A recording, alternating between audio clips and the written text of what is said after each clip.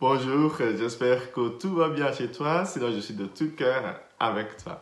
Ce matin, j'aimerais échanger avec toi sur le sujet des dons, de l'aumône, ou la charité tout simplement, ou la générosité, tu peux l'appeler comme tu veux. Je sais que nous avons tous, en tout cas en France, l'habitude de donner aux pauvres, d'aider les autres, quelque chose qui est très bien.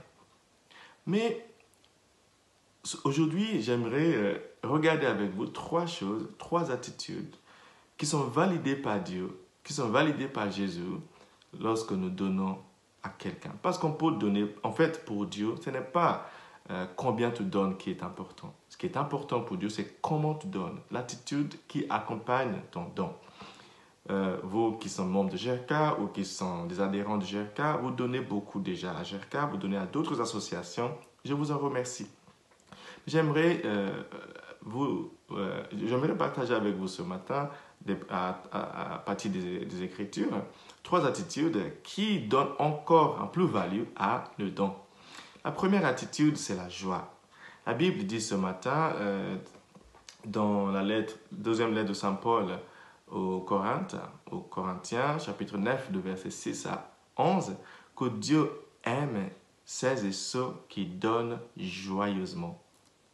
On peut donner à quelqu'un et passer la journée à le critiquer. On peut donner à une association et passer sa semaine à les critiquer ou à râler, on donne trop, on nous demande trop. Quand tu te mets à faire ça, tu diminues aux yeux de Dieu la valeur de ton don. Dieu nous invite à donner joyeusement. Si tu as perdu la joie de donner parce que tu as donné dans le passé et quelqu'un t'a trompé ou tu as donné dans le passé et tu n'as pas vu à quoi cela a servi, je te comprends. Mais en même temps, le Seigneur nous invite ce matin à redécouvrir la joie de donner.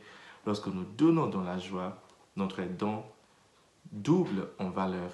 Notre don a un surplus de valeur aux yeux de Dieu.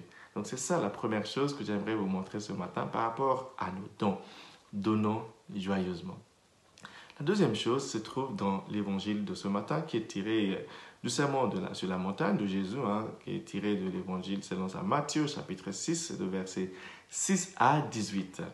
Dans cet évangile, Jésus dit, si tu donnes, évidemment Jésus nous apprend à prier, à jeûner et à donner. Mais je reste aujourd'hui sur la partie du don, parce qu'on parle du don.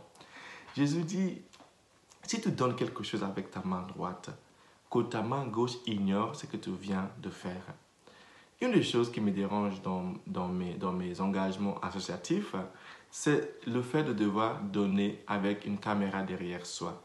C'est-à-dire, pour des raisons administratives, tu es obligé de faire des photos quand tu donnes des raquettes aux enfants, quand tu donnes, je sais pas, à manger à un enfant, quand tu envoies un enfant à l'école. Tu es constamment obligé aujourd'hui de faire des photos pour prouver que tu as fait quelque chose, pour montrer dans les réseaux sociaux que tu as fait quelque chose. Je veux bien le faire pour des raisons administratives, comme j'ai dit. Mais sérieusement, la vraie attitude chrétienne, c'est de pouvoir donner et donner d'une manière que tout le monde ignore ce que tu fais.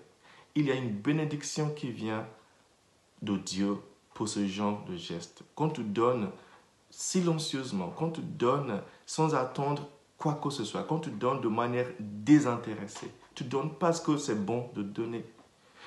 Parce que finalement, quand nous donnons et nous affichons les photos de ces enfants à qui nous donnons, est-ce que nous ne sommes pas en train de faire mal à leur dignité?